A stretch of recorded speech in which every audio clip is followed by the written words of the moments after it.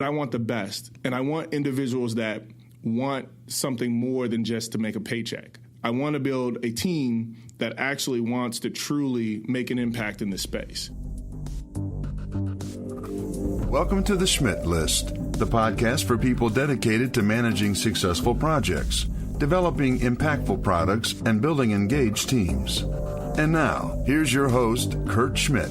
Hello, everyone, and welcome to episode 49. I am truly excited to share with you my conversation with Tyrre Burks, former professional football player and founder of Players Health. In this episode, we talk to Tyrre about how he used his background as a professional athlete to build a winning team for his company, launch, and then pivot his successful startup that makes the world of youth sports a better, safer, and more secure place. Before we get started, I wanted to mention that I'm available to speak at your organization or conference on how to establish a growth mindset. Hit me up at Kurt, that's K-U-R-T, Kurt at FoundryMakes.com to learn more. Speaking of Foundry, head over to FoundryMakes.com to learn more about how we accelerate innovation in companies big and small. That's FoundryMakes.com. And now, on with the show.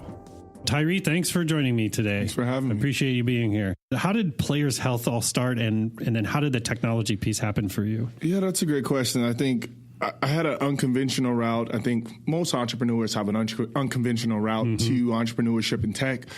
I've been an athlete my entire life. I love everything there is about sport, and while I was playing, had all these injuries that I had accumulated, and I was playing in the Canadian Football League at the time, and I had started taking entrepreneurship courses online, kind of started thinking about my next move. I had a ton of injuries my final year. I was about 24, and I just knew that this chapter of my life was about to end. And so I started thinking about what I wanted to do next. I knew I didn't want to have a traditional job, and had some money saved up, and I'm like, I'm about to retire, and I have no data on my body. I don't know what happened, when, where. Yeah. I remember certain things, but I literally have no documentation of all the injuries that I've had. And I started thinking about how that translates into amateur sport, and then I started looking into other ways that I could, get into a new industry, and technology was one of them. I wanted to start my own business, and I actually started a company before starting Players Health, which is this communication platform called Team Interval. And so it was really basically an application that allows coaches, athletes to share playbooks, schedules, and communicate all in this app. And it was a failure.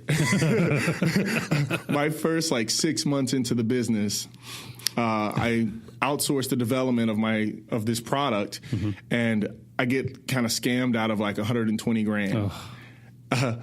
I was originally quoted for $70,000 to build this app, and a month into the project, Ty, we underquoted you. Here's the new quote. This is what it is. I'm green, super green into the industry, and I paid the additional, which was almost double what they originally quoted me for, and I still didn't get to a finished product. That was my first, 180 days in a tech. Wow. Yeah, I've heard that from other founders where they might have gotten started without a technical co-founder or somebody like that, or people talk about that. And yeah, it's not super easy, like you were just saying, if you don't already kind of live in that space to you can't, it's hard to over one of those people. That it would help you in a situation like that, right? But it's been probably the biggest gift I could have received. Sure. Over time, I dabbled in just learning how to develop and get a product to market. And kind of that experience taught me how to truly vet, development talent. Just understanding kind of what I should be looking for, what are some of the pitfalls. You only learn from those mistakes by making them. And I think, It hurts a lot more when you do, but so that's about the tuition of like a year at Harvard or something, True. right? So, I mean, True. I guess you could say it's something like that kind of investment. And luckily, I bootstrapped with my own capital, so I wasn't out fundraising until shortly after that, Right. when my own little capital was kind of depleted. Now you needed to really pound a pavement. True. But that was my first experience in the tech. I started this application. We had about 8,000 users on it. Generated maybe $27,000 in revenue in the 2 years that I was running it. And within Team Interval was this injury management platform. Okay. It was an injury management feature that we created that coaches were organically just going in and reporting injuries. And then I was on my way driving home. Team Interval was just struggling. And there was I was listening to the radio, and this girl was in Wisconsin that fell off the shoulders of her teammate and fractured her skull. And the way that the organization managed the communication to her parents, like the whole head injury was not the best way you could have done it. Okay. So they were hoarding information. Nothing was documented. There was no protocol around this incident happening and how this athlete was going to get care. Come to find out, she had a fractured skull, spent millions of dollars in the hospital, in hospital bills, and she almost lost her life, all because these organizations weren't prepared. And that is when Team Interval was kind of launched. I pitched the initial idea at a pitch competition that weekend after listening to this on the radio and won the competition. Shut down Players Health that following Monday. Yeah. My investors weren't as happy with me because here it is, I'm pivoting away from what they originally invested in. Right. But I was really convicted in that concussions, the new concussion movie was like on the horizon. Concussions and management of injuries were a big focus in amateur sport. And I have 3 bulging discs in my neck that happened when I was 16, all because there was no protocol in place. So that was where Players Health started. Got it. So I went back to the bank, talked to my wife, and I'm like, hey, we're going to double down into this new idea.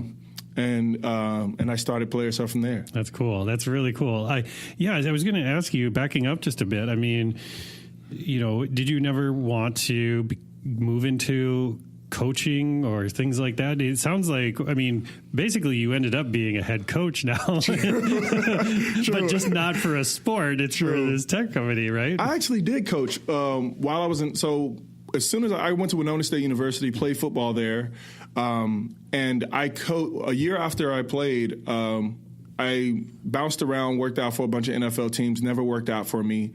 And then kind of the fall season after I graduated, I coached our tight ends at Winona State. So I was a GA coach there for a season, and then I got picked up in the European League in Germany, and I played there for a year. And then I continued to play, and then, I have a son, he's 12, and I started coaching his teams and just kind of started doing what most athletes do with their kids. They're just we're involved in our kids, sports lives because it was such a big deal for us. Right. And so I'd say I coached, but at an amateur sport level, I love coaching kids. It was just the best part. But starting my own company, I just knew I didn't want a traditional job, and I wanted to build something that had an impact in someone's life, more importantly, kids. Yeah, that's cool. So, I feel like maybe you and I went on a few of the same journeys when it came to that. So my life when I was a professional athlete and then transitioning into, and I'm using air quotes, the business world, my assumption was I have to throw away all that stuff that I learned on how to train and how to be good and what I was doing with my physical self and focus on this. Now I have to get in line. I have to follow protocols and processes and things, and then I'll be successful. But what I learned, and much too late, was that was totally wrong, that I needed to have that agility and that sort of fire that I had as a professional athlete and apply it to the business world. What was your journey like there? I 100% agree with kind of the mindset that you had going in. When I finished playing I actually went back and got my MBA. Yeah, right. Because terrible idea. But you thought you needed it, right? Terrible idea. But I felt like, well, I can't start a business unless I go back everybody to school. else has gone down this path, right? And so if I need to go down this path, I need that piece of paper that says I'm allowed to go down this that path. Or it's giving me the confidence to say, I can now do this, or I could start my own business. And so that was the first thing I did. But I was building my business while I was in school, and there's a realization that I had that I was learning more actually in the field building my business than I was in the classroom. I was getting good grades and such, and, marketing conversations were a lot more interesting when you got a guy out here actually really living and breathing. Right. You're bringing actual stats with you, like real numbers, right? True. And so that was my first, I'm like, hey, I got to go back to school. Started this business, made a ton of mistakes, learned a ton.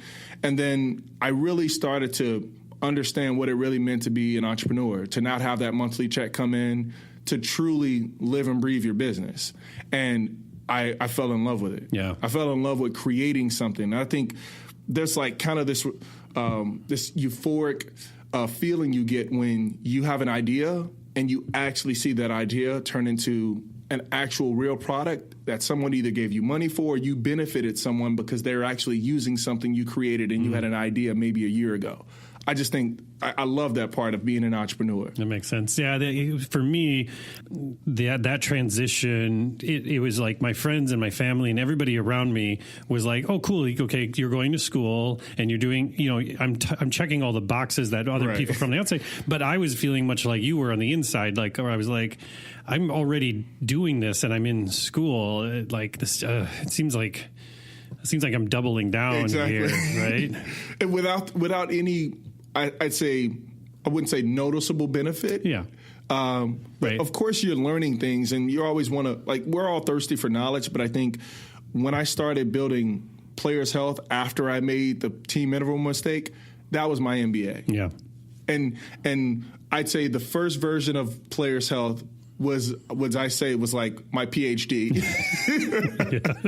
And then you just continue to build and, you become this, you become more and more efficient with how you operate and build a business. And I feel like that's what's happening with me now. That thing you talked about, this having that vision and seeing it realized, how have you found, Tyrre, success in communicating a vision to people that maybe don't have the same thing, right? Like you had mentioned talking to your wife about no, we're going to double down, we're going to do this. But even to people that work for you or people that work with you, how have you found the best way to kind of describe the vision? Do you kind of paint a picture? Do you talk about timelines? Do you talk about release dates? Like what has worked best for you to really get people to join in with your excitement? Two things really help me get people excited about what I'm doing. Number one, actually showing that I have a work ethic that is something to be aspired to be about. Yep. I have an amazing work ethic, and when people see me and they engage with me, they see that. But also, I embody everything that I'm creating. So when I sit down and I talk with someone about what I'm creating and what I'm doing, they know that this isn't just a hobby. You're not just talk. I'm fully committed. This guy has his own personal capital into this. He wants to see, he has a vision of what he truly wants to see, and he knows that there's going to be a lot of hard work along the way to make that happen. Yeah. And, he needs my help to make it happen. Right. And so I'm always open to help. Yeah. And I'm not afraid to ask for it. I used to be. As an athlete, we want to... People are terrible at it anyways. And then you add in the whole fact of being an athlete and, having to be very responsible for your own training and nutrition and all those things, right? You have to self-regulate all the time. Absolutely. Right? But then to step outside and say hey, you three people... Can you come and help me make my dreams come true? That can be very difficult. And I felt like it's a lot more helpful when you ask for help, because if I come to them and I'm truly embodying what I want to do, this is the vision that I have, and I need your help to truly create this reality. People go, wow, okay, number one, this guy's committed. He's not going to give up easy. And I'm also telling that story to individuals that also embody the same principles, characters. They're athletes. They have kids that play sport. I'm trying to find, similarities and people that I want to spend a lot of time with. And so when I look at anyone that I hire to come be a part of a company, investors, I want to know that they have the same values and same motivations around what they want sport to be as I do. Yeah. And it's easier to sell that person on my dream because they maybe not have directly thought about it in the way that I have, but I've opened their minds up to a new way of being in an avenue or environment they already love, like sport. Yeah, that's interesting you say that, because asking for help means vulnerability, and that's the one thing you don't want to have, especially not even just as a professional athlete, but in a professional team sport. Yeah. You don't want to show vulnerability to the opposing team. You don't want to show vulnerability to your own team, to your coach, and to all those other folks, right, that are depending on you, or you're assuming are depending on you. Yep. How has that been for you to be able to show up and allow yourself to have that vulnerability? Has that been one of the more difficult parts of this transition? I think being vulnerable comes a bit more naturally to me. I'm trusting. I'm a very trusting person. So if I meet someone, I give everyone the benefit of the doubt until I have no reason to. So when I meet someone, I trust them. So I'm going to communicate try to be as authentic and as transparent as I possibly can be around how I feel about something. I think one of the things that I've learned over time is I need to be more selective about who I bring into the tent to help me. Okay. Because one thing I love about kind of players' health in our business is that it's a sexy business. Everyone loves sports. Yeah. Everyone's heard about concussions. Everyone has heard about sexual abuse in amateur sport. Like, these are all big, high, we'll call them, these are big newspaper article topics that everyone are talking about these days, and we're looking to solve a problem that people identify with. Everyone can't come with us. Right. And so when I do ask for help and I'm being vulnerable, I need to understand, is that person the right person to help us? And just because they want to help us doesn't mean they come along for the ride. That's and good. I've learned kind of that the hard way, because as I said before, I'm more accepting of help and people coming in and being around what we're doing and helping us make it happen. Yeah, it's interesting you said the hard way. I don't think there is an easy way to learn. It's always funny to me when people say stuff like that. When I was like, but tell me about a time where somebody has had it easy to figure out who is someone who's going to be an anchor that drags you down, right? Versus somebody who's going to be like a pair of jet boots that lift you up, right? True. When you were focused on building starting the initial organization and you were looking for talent, what are some of those characteristics that you found over the years that are super important to you? I think some of the biggest things, and I feel like I lost the mindset around how professional organizations build teams. And I started going back to how you build a championship team. So there's two types of championship teams I've learned.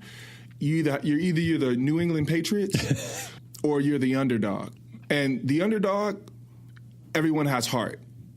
They're going to do everything the coach says, and they're more so playing for the guy next to them, and they're bought in to the fact that we're underdogs and we're going to just bust our ass to make sure that we get it done. By any means necessary is the mindset that we have, and this is going to be a miracle.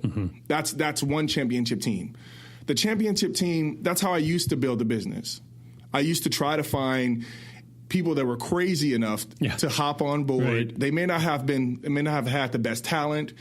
They may not have been the best for the team at the time, but at the same time, they believed enough. They were dedicated. Exactly. Yeah. And 7 days a week, right? Exactly. So now we're building the New England Patriots. We're building a team that's built around excellence. And that specialists. Exactly. And as a coach of the New England Patriots, we have a certain way that we operate as a team, and we only want those individuals that identify with that way of being to come on board.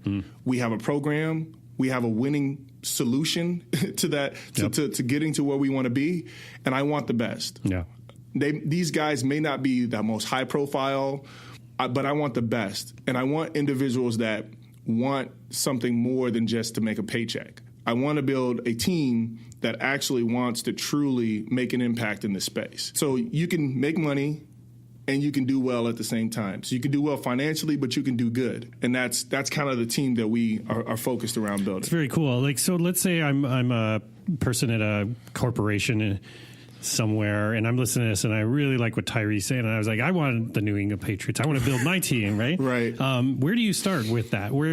How do you, I'm not saying necessarily where do you find these people, but how does that process go for you? Do you just hit them right up front and say like, don't even sign, don't even come in the door unless you're going to be, or how does that work with you? I think one of the things that we've been focusing on as I've been looking for the best talent. So I want to know the individuals that are the best in their space. So if I'm looking for an underwriter, we're an insurance company now. We'll talk a little bit about that. Yeah. But if I'm looking for an underwriter in sports, I want to know the individual that has a reputation in the marketplace for doing things right. So what does your brand say about you? Got it. And what does the references say? So once I've checked that box, then now let's see if you could be a part of the vision. Let's see if you're going to buy into the vision. And so the technical chops, I feel like, are the easiest thing to check in industry today because there's great talent everywhere. But are they a great fit culturally? Are they going to fully buy into the mission? And are they going to commit as much care and I'd say intention into their day-to-day operations in the company to help us see our vision come to pass? And I feel like that's the second part is harder than the first part. Yeah. So I'm looking for the best, number one. I used to sacrifice compensation. Hey, I don't know if I want to spend that much. Now I'm like, no, we're eliminating the cost factor. We're going to pay everyone what they deserve to be paid based on the caliber of the individual that we're bringing in. So you're getting paid the best. But we also want you to fit in with our vision, and we want you to be completely bought in. That second part is a lot harder. Yeah. Right. Like, I love that you said intention, right? Yeah. Like, that's a really hard thing to hire for. But if you get it right, if you get somebody who joins the team and they are intentional in what they're doing, right? They know when to get out of their lane. They know when to stay in their lane, right? That's really important to find. Yeah, and I think within most corporations and companies today, people are looking for a company that has a vision. Yes, I'm going to get paid, but if I go to work for Target, what does Target represent today? And how am I going to continue to grow as a human being by working there, as opposed to just clocking in and clocking out? We're getting out of the days where we just want to clock in and clock out, especially when you're working for a startup. For sure. It has to be emotional. And we try to move the emotions away from business, and I don't think it's possible when there's a high risk tolerance that you have to be a part of a startup. Yeah, right. There's a couple things that are different from, say, a large national or international corporate organization that you're going to be a part of when you're working for a startup, basically. Yeah. Showing those people on what dent in the universe they can make, right? True. Yeah, that's a great way to put it. Yeah. I mean, because that's really what you're trying to do. It really becomes, and I think you would agree with me, is it becomes less about the company and building legacy, right? Absolutely. And is that important to you? Extremely important. I think it's never been more important to me than today than it has ever been. And I think what we're doing with Players Health today, like, our mission is to create the safest environment possible for an athlete to play sport. That's a big vision. Like, right now, if a parent were to drop their kids off a sport practice and they had to go run an errand, are they thinking in the back of their mind, are their kids 100% safe in that environment? Right. Like, do they know what the organization has done to create that environment? Or is that top of mind for the organization? Or are we just focused on scoreboards, cool jerseys? We're focused on the part that everyone has kind of forgotten in amateur sport and has directly affected how our kids are experiencing sport today. It's completely different from the way we used to compete. Yeah. We used to have, you could be a part of a soccer club for $25 back in the day. Sure. Now parents are paying $3,000, $6,000, $20,000 for their kid to play youth soccer today. Well, we're in Minnesota, so hockey. Hockey, true. Ridiculously expensive. True. And hockey's actually on the lower end. Yeah. In Minnesota. Yeah. We have, I have a hockey program in Scottsdale. Parents pay $20,000 a season for their kid to play hockey. Club hockey program. Wow. And it's crazy. And like you said, though, like, that's just for all the standard sort of fees and equipment and all that and playing time. But like you're talking about, there's not a lot of it going into process and then exception management on the other end, right? Like you were mentioning, what if one of these kids hits his head? What are all the steps and checkboxes that go that we're recording that information? Where does all that information go into a larger database where we're checking that against all this other data that we're pulling in as a club versus all the club across the countries? And then you're seeing that. I can see exactly what you're talking about, Tyrre, is that you could start to pull out these patterns out of it and start to really address some of that. There's some that work. big world issues that we're looking at. We look at sexual abuse and physical abuse in amateur sport. Mm-hmm. This has been, unfortunately, something that has now kind of in the forefront of sport today, with USA Gymnastics and Penn State and Michigan State, and the list kind of continues to go on. And we've created and launched this new application called Player SelfProtect. And the application was built to help the athlete. So right now, before our app existed, how could a kid communicate that something wasn't right in their relationship with a coach or someone? They'd have to talk to someone. And they don't know if they can. Yeah, they don't know if they can trust them. True. They'd have to download a PDF, fill it out. So we created this app that's really built for this kid. They can text into this. They can do it anonymously. They can do it privately. They can download our app, or they can hit this landing page. So there's multiple ways that a kid can communicate that something's not right. We launched that app 3.5 weeks ago. We have over 70,000 users on that app. Wow. That's more users than we have on the original injury management system we built. Right. We have about 62,000 users on the app. So in our first 3.5 weeks of launch on this new app, specifically focusing around abuse, we've onboarded all these users. And 2.5 weeks ago, we processed our first sexual abuse claim. Wow. From a 10-year-old that was able to report that an incident happened. And using the application. That's super powerful. So you talk about legacy. That's kind of what we think about. And when you're building an application like that, it has to go beyond just me communicating what the customer wants. But as a developer, as a project manager, when you're building an app and you're not really about the vision of what we want to make sure that every application we put in, that we put out there, is able to facilitate what we want, what our mission wants. Right. And so if you're touching or you have a hand in creating that intention has to be there, that you have to be emotionally involved in creating that app so that we can see that outcome come to pass. Yeah, and one thing that I find leaders in your position sometimes struggle with is sometimes they feel like they can just say it once and everybody gets it, you know?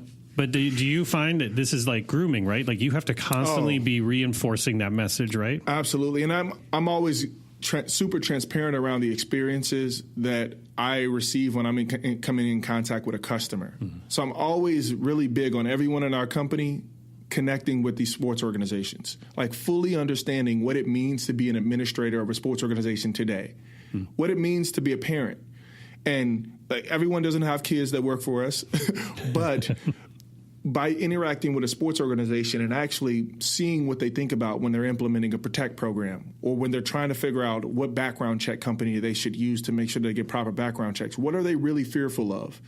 You started really understanding the impact we can make when we get it right.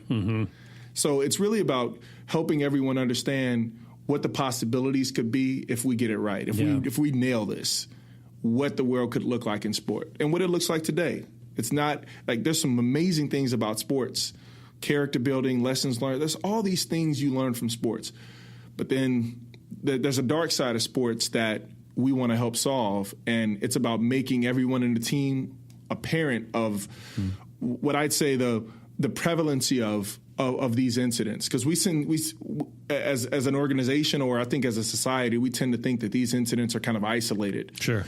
And then every other week, I can send you abuse incident that's happened in any sport across the world.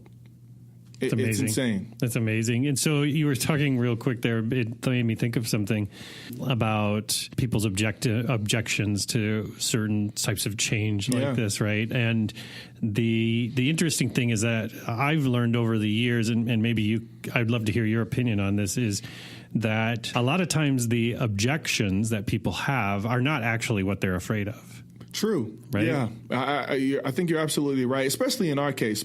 The objections that we get are mostly around, all right, how much is this going to cost us? Amateur sport is not a lot of money. Sure. No one gets into amateur sport because they think they're going to be a millionaire. Right. And so that's the number one thing. And two is always going to be implementation. What does this look like? We're all volunteers. We all got full-time jobs, parents. Sure. And then I think number three is when incidents do happen, what do we do? Right. Right. You're making it easier for now. What do I do? Exactly. And we need to help organizations facilitate that last question, because if they do get it wrong, then that organization is liable for, us creating a sense of awareness that they've never had before. Yeah. Well, so I remember, I don't remember who said this, but every product is a service in waiting, or every service is a product in waiting, right? So I'm guessing along with your product, there has to be the opportunity to add consulting and some things around that as well, to kind of make sure it's sticky and it's being used correct. Because you can make the most easy to use application ever, but still, like you were mentioning, there might be some archaic processes and things that they have, or no process at all. True. You know what I mean? They could be still using paper to do my son will play soccer once in a while in the summer, and it's still wild paper and things like that, it's right? We're still, I wouldn't say the Stone Age, it's Sport Engine and some of the other companies in the space, they've kind of modernized us in a bit, but at the same time, when it comes to health and safety, we're in the Stone Age. Yeah, makes sense. When it comes to that thing, and I think as I continue to build Players Health, I didn't understand that our first 2 years in. So when we first launched the app, I was trying to sell features. I assumed sports organizations wanted to know about injuries. You want to manage this. But what I understood as an administrator, and I became an administrator to better understand this, is that the more I know, the more liability I have. And if I don't have any infrastructure set up to counteract all of the processes you're putting in place, then I'm now opening myself up for more liability. I have plausible deniability right now, and now you want me to flip that on its head? Exactly. And I used to get so frustrated because I'm thinking, like, you should want to do this. It's the right thing to do. Yeah. But at the same time, I have to think about that organization as a whole and support them in preparing for the new age. Because I think in entrepreneurship, especially in tech, we're all about disruption. Yeah. And disruption for the sake of what?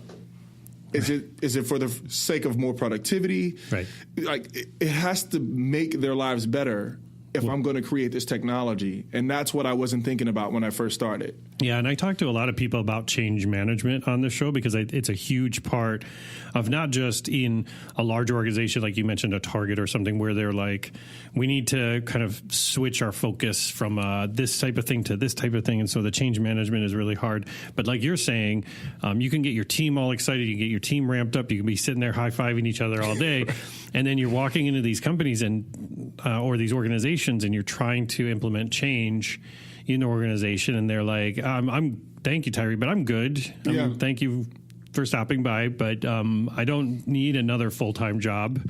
But thank you for bringing me the opportunity to add another full-time job to my thing, right? True. It's a hard sell, right? It was shocking for us. Yeah. At first, you're so, like I said, you're so emotionally in on the product. Yeah. You're like, why don't they want this? And then we started to have to really, we can't be, I think one of the things that I learned is that I can't be afraid to be wrong. And I'm almost to this point now, if I have an idea about something I want to bring, I want to be proven wrong about it, or I want it to be properly validated before I go all in on it. You're looking for it. Exactly. You're hunting. You're trying to set it up to fail. Right. I used to be so scared to be proven wrong on a concept or an idea that I had, and now I'm like, right. I need that validation. Like, let me know if it's wrong. We want to throw it. I want to fail fast. Throw everything you got at it. True. Yeah, right. Yeah, and that's funny you say that, because I think in the startup world, but it's also very similar in a corporate world, where there are teams that have to bring stuff to their executives who are like their customers, right? And they are scared to fail in front of their bosses, right? They're scared that they're going to look like they don't know what they're doing and doing these things. So that's where I see in a lot of corporations where things start to drag down and they start to become a Sears or a Blockbuster or something, right? Because, if you're showing growth, quarter after quarter and all that stuff, and then you're like, oh, let's try something new, people are going to be like, why? Like, we're growing. Why? Yep. Right. And I think at our organization, I encourage challenge. And I was for a long time as I grew up, confrontation was really hard for me. Mm. And I've learned to almost not accept it, but embrace confrontation around things that we want to get done in our company. Mm-hmm. I want everyone to be 100% transparent around what they think about something. And if we're going to make a decision, it's going to be based on data. Yeah. If we have an idea about something, we need to validate that through data, and it has to be significant. Mm-hmm. And that fundamentally changed us. Now, I didn't think that way. My COO, Chris, he is the exact opposite of me, super analytical, has to have the data to make the decision. And that mindset has allowed me to sleep a lot better at night, knowing that if we're going to put the time and money into building a new app or adding in this new feature or going after this new customer segment or using this new marketing channel, it's going to be based on us knowing and not hoping that it all works out after we put all this time into it. Yeah, it makes a lot of sense. We at Foundry, we do a lot of workshops with clients around digital product strategy and those types of things. And we tell our clients up front that it's, there's going to be some arguments in these workshops, and it's on purpose. And there might be some uncomfortable moments because we're not here to be order takers. Like, we're here to make the product better. Otherwise, what are you paying us for? True. I remember one of my favorite stories was Nils was doing some whiteboarding with a client. There's a whole group of people in this room, and Nils and the client both went for a marker at the same time, and Nils got it first and started drawing his idea, and the client grabbed a hold of the marker, and there was actually like a little tug of war that happened for a minute. I need to get mine down first. And after that, though, it was great because I thought, oh man, that probably didn't go over too well with that client or something. But the next day, the client said, like, I kind of trusted you guys before, but after that moment, I knew you were looking out for my best interests. I love it. And for me, it's, why do this if it is just to take orders from other people and put it in here, right? Like you were saying, when you were on that feature track, you were looking for orders, people to place orders with you, right? Right. And now that's transitioned to this whole world of like make impact, right? Exactly. And legacy. That's and it great. has to be something that's meaningful to the org. It's great. Or they won't buy it. They won't use it. You're right. Like, there's all these are all lessons learned the hard way. Yeah, right. That makes sense. So let's talk about that pivot. Let's talk through, tell me about where you were, in the last 6 months, year, and where you are now, and what's the future looking like? Sure. So we launched PlayerSelf 3 years ago, and this was an injury management application that we built. It helps organizations track and follow a specific protocol around how injuries are managed at the youth and amateur level. That product we had a hard time selling that product. And it was for the reasons that I shared with you before. We weren't making the organization better by them implementing it. And we learned is that if they're going to pay us, $5,000 for this product, this was the largest check that they've written for a piece of technology. Yeah. Any software in their sports organization. Outside of registration, which they need to run their organization, insurance, which they need to run their organization, and fields, which they need to run their organization, they're not writing a check that big. I'm not of the mindset of hitting my head up against the wall when I figure out that I'm wrong, and there's some tea leaves, writing in the tea leaves that I'm wrong. You have to watch the tea leaves. I'm always looking for ways to pivot and go into a new direction. Mm-hmm. I sat on my son's board at the Valley Athletic Association. We live in Apple Valley. Mm-hmm. And on the board, I ran risk management for our sports organization. 1,500 athletes, all different sports. I'm like, I'm going to learn a ton being on this board, and I could provide a better environment for my kid. And I could be involved. I end up learning that one of the largest expenses for an organization is their insurance. Our organization went from spending anywhere from low teens to mid-teens of thousands of dollars without giving exact numbers. Mm-hmm. But we're spending a ton on liability insurance, and our insurance doubled because our carrier stopped writing sports organizations in our space. Oh. So a lot of carriers, I end up learning, started to do this. It's too risky, concussions, abuse, all this liability that we can't really wrap our heads around. We're not going to write this space anymore.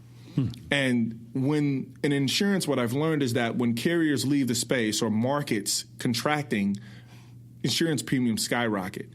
So for no reason of our, no fault of our own as a sports organization, our insurance premium doubled. Wow. We're implementing concussion program, sexual abuse prevention program. We're implementing best practices. And so when I sat down with our broker as our risk management director, I'm like, hey, if we're implementing these best practices, shouldn't they allow us to have a discount on our liability insurance? And he said, well, anecdotally, yes, but that's anecdotal. We need more data. There was a bunch of reasons as to why he couldn't justify a discount for us. Okay. And that's where it all started. So I started to ask a ton of questions. And so knowing that we have a ton of data that we collect on how injuries happen in sports organizations, we learned that insurance companies really care about that data. Right now, they have none of that information. They don't know how injuries are happening. They don't know how often they're happening. They just know that they're paying a lot of claims, and there's no real risk management solutions in front of those claims to mitigate it. That's what Players Health actually is. So we have a platform that organizations can implement to help control the likelihood that a catastrophic incident will happen. And so we started thinking about that a lot more, where we need to be focusing on risk management. We have to help organizations be best in class. And instead of us giving our data to an insurance company, we decided to create our own agency. And so over the past year and a half, I've been focusing on building up an insurance agency that is completely different from the traditional insurance brokerage today. We care about your athlete. And the last thing we want to do is sell you insurance. We want you to implement all of these best practices, which you don't pay a dime for. You don't pay a dime for our injury management system, our abuse management system. We help provide all these free services to you. You implement them, and we can guarantee you a cheaper rate on your largest expense that you pay annually. That's the pitch. So as a sports organization, as an administrator, I'm now helping you create a better environment for your athletes that you can sell to parents, you can bring in more athletes, and I'm helping you save money on your largest expense, all because you're doing the right thing. We've since now, in January, we're launching that new platform. It's called Players Health Cover. Cool. So now these organizations can implement all of our technology. We are now aggregating a ton of data on how organizations are managing their risk. And we can better price them. We can better segment risk. I know good organizations from bad organizations, all because they're implementing these best practices or they're failing to do so. That's the pivot. We're an insurance company that cares. That's great. I love it. Yeah. So if you were to, I mean, I know lots of people say this, but if one of the things you could go back in time and kind of give yourself, that 26-year-old, some advice, after going through some of the things that you went through, like what might be one of the things that you would really want that person to know? Not necessarily change, but what's something you want that person to really know? I wouldn't have fundraised. I wouldn't have raised as much capital as I did early on. Okay. Without fully knowing that the business model that I was bringing to the market was actually going to generate some revenue. I think I would have been more patient with validating my business model before raising. That's good advice. That's probably would have been a number one thing I would have done. And you're launching in January, and so what does your 2019 look like? Is it going to be just like crazy, like hair on fire, sort of running around? It's growth, I think, at this point. So we're seeing large implementations. The beautiful part about our business, and I was sharing this with you when we first started before the interview, is that when I first launched Players Health, I was building in our wild success. The biggest that company could have gotten would have been $20-25 million, and that's us crushing it. With us building this insurance agency and specifically focusing on sports globally, billions of dollars of gross written premium are at stake. Yeah. And we're providing something that your normal insurance brokerage can't replicate. They're not developers. They're not technologists. We are, and we're bringing risk management services all together. And we sell insurance, by the way. And so that is something that's that's hard to replicate today. Yeah, very unique. And we can bring this not to just amateur sports, but to universities and professional organizations. My hope is that we're writing the insurance on the Olympics one day because of all the risk services that we provide and help them create that environment that lowers their liability the most. Yeah. So we're creating an ecosystem in insurance that should have existed a long time ago.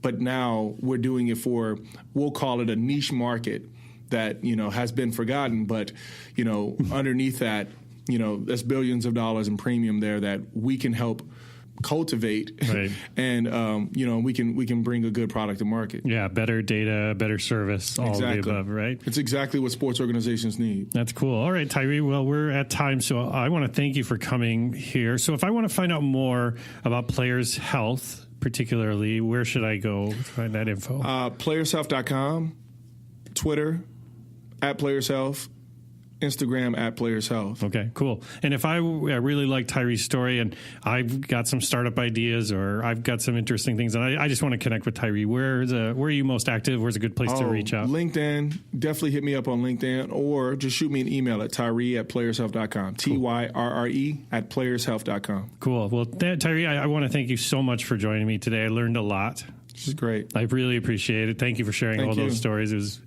was a lot of fun. Yeah, it was. Thank you. Thank you for listening to The Schmidt List. If you want to learn more about how Foundry accelerates innovation, check out foundrymakes.com. And if you'd like me to speak about establishing a growth mindset at your conference or with your team, drop me a note at kurt@foundrymakes.com. Oh, and the next time you're on the internet, head to iTunes and leave the show a review. If you enjoyed this episode, please share it with a friend, because sharing is caring. I truly appreciate you taking the time to listen to the show, and I hope you have a fantastic week.